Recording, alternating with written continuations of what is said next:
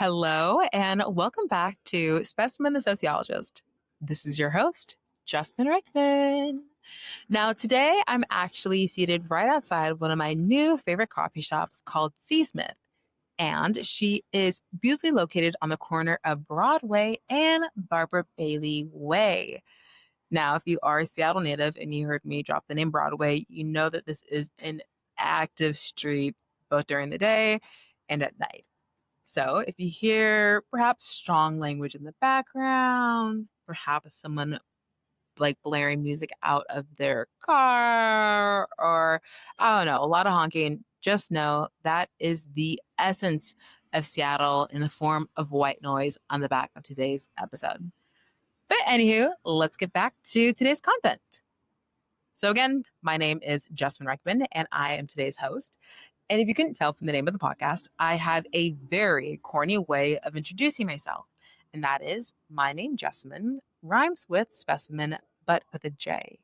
And I am a budding sociologist who is radically in love with people. And now that love has set me on a quest to figure out how science can be used as a tool to stabilize our social interactions. Now, over the past few episodes, we've unpacked the epidemic of loneliness and how it can be connected to social concepts such as identity, disappointment, and people pleasing. Now, as we're wrapping up this series on loneliness, I thought, why not end it on a powerful note? And that being a book review. Now, in Project UnLonely, Dr. Jeremy Nobel investigates loneliness not just as a deeply personal experience, but as a widespread public health crisis. He examines how forms of disconnection, whether forced by circumstances like the pandemic or can be rooted in deeper disconnections from the self, and how they permeate modern life.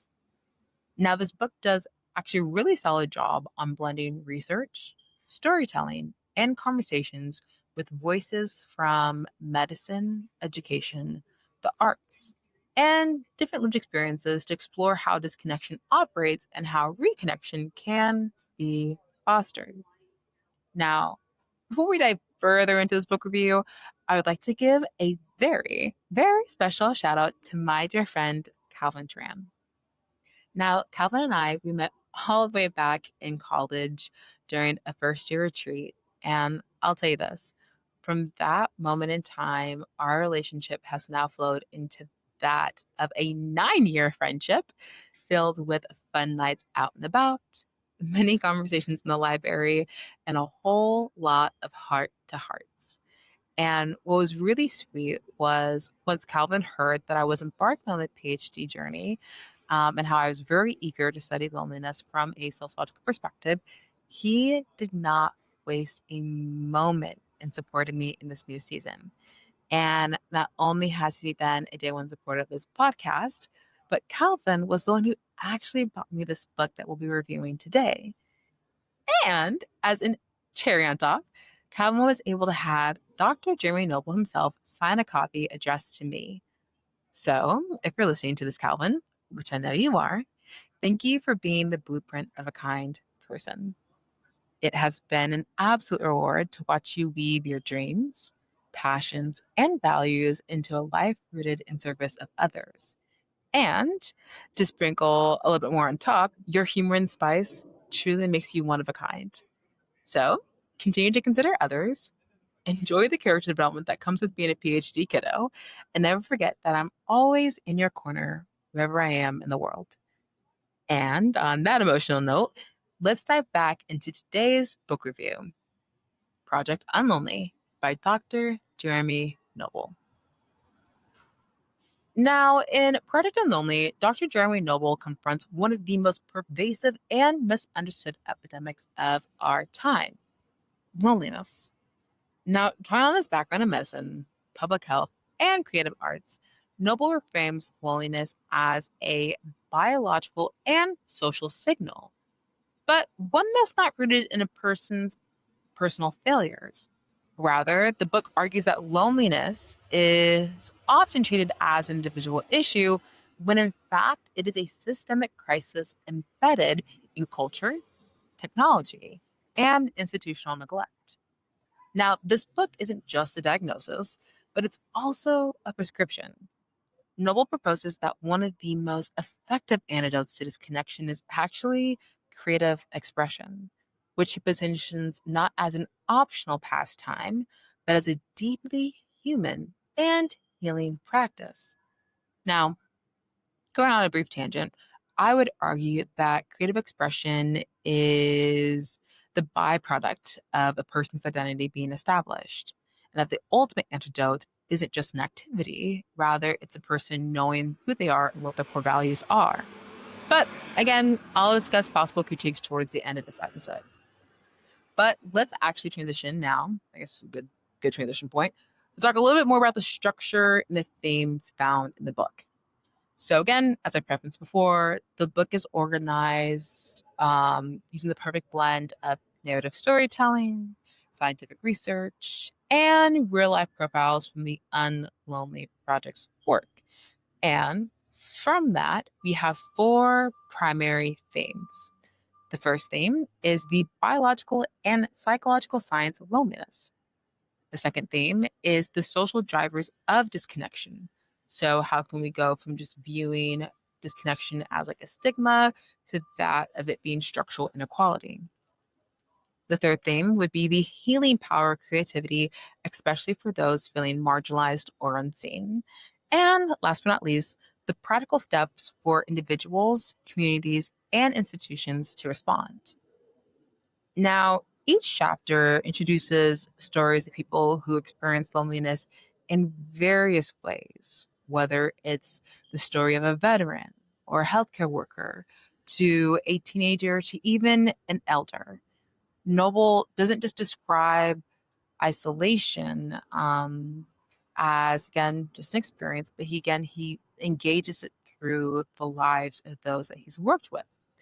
And I guess this is actually another great transition to talk about some of those key arguments that Noble found in his work. The first argument is this: loneliness is not the same as being alone. So he distinguishes very clearly between the concept of solitude, which I can say can be quite restorative, and loneliness, which is a psychologically painful and biologically harmful mental state. And he emphasizes that loneliness is not about how many people are around you, rather, it's about feeling unseen, misunderstood, or disconnected from others and yourself. That's why, for example, you can be the life of the party and still feel lonely, or you could have a max of three really good friends and never feel lonely at all. Because again, it doesn't have to do with anything of how many people are literally physically around you or how many people actually know your name.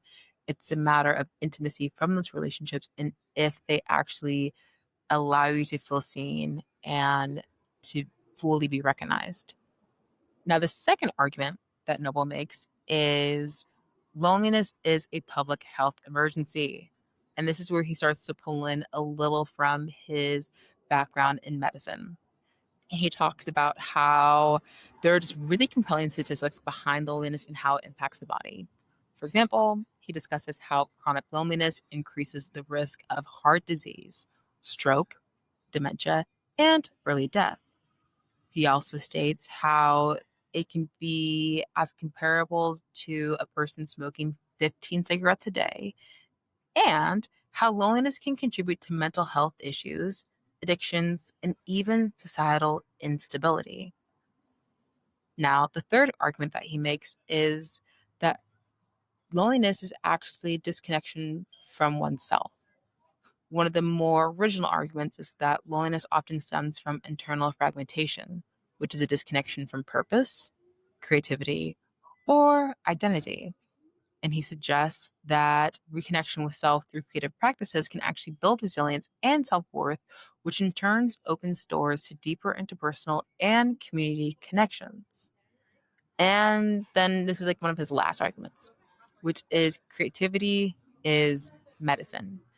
A cornerstone of Noble's thesis is that engaging in creative expression, whether that be writing, painting, music, dance, how all those activities really activate the brain's recognition that allows people to tie their emotional regulation to that of social bonding. So he basically says that creativity becomes a non pharmaceutical intervention that is scalable, accessible, and deeply humanizing. And so, again, those are just a few arguments that he's made. And there are, of course, a couple more, but I thought those were like probably the most prominent. And I guess it's actually now a good transition to talk a little bit more about Nobel's notable strengths. The first is he, as an author, is first his approach. He offers a very interdisciplinary approach. He seamlessly combines neuroscience, sociology, which let's go sociology, psychology, and public health in a very accessible way, where readers from all academic backgrounds can actually find themselves in the story along the way. Now, another one of Nobel's strengths is that he humanizes the science. Okay? The book avoids becoming overly clinical by integrating poignant personal stories, whether that's people who wrestle with addiction, loss, trauma, or invisibility, and those people who also found healing through creative expression and connection. And then one of the, I would say, other strengths of Nobel's work is that it's actionable and it's pretty hopeful. Because again, there's like one concept that my mother always raised me on, and it was this concept of you have to give people tools of application.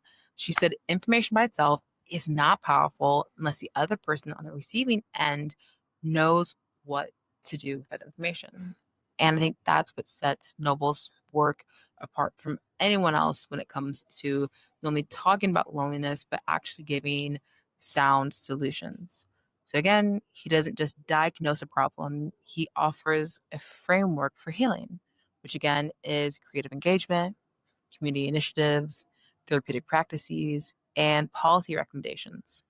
And he even introduces the idea of social prescriptions where doctors might prescribe community activities rather than the pill, which is phenomenal in the context of the United States, where we tend to overprescribe for a lot of things.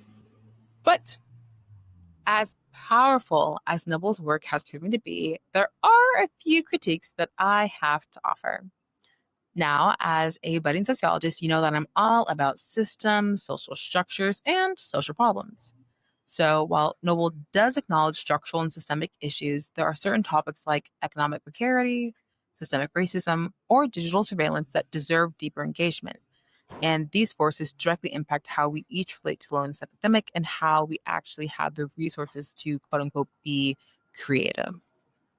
Which goes actually into my second point is the creative cure might not fit all. Noble's emphasis on creativity is powerful, but I would say some readers may feel that it's an incomplete solution, especially those who have limited accesses to resources, time, or supportive systems. And with that being said, Noble, he does make an effort to argue that creativity is not just for artists, it's for everyone, but blah, blah, blah, blah, blah, blah.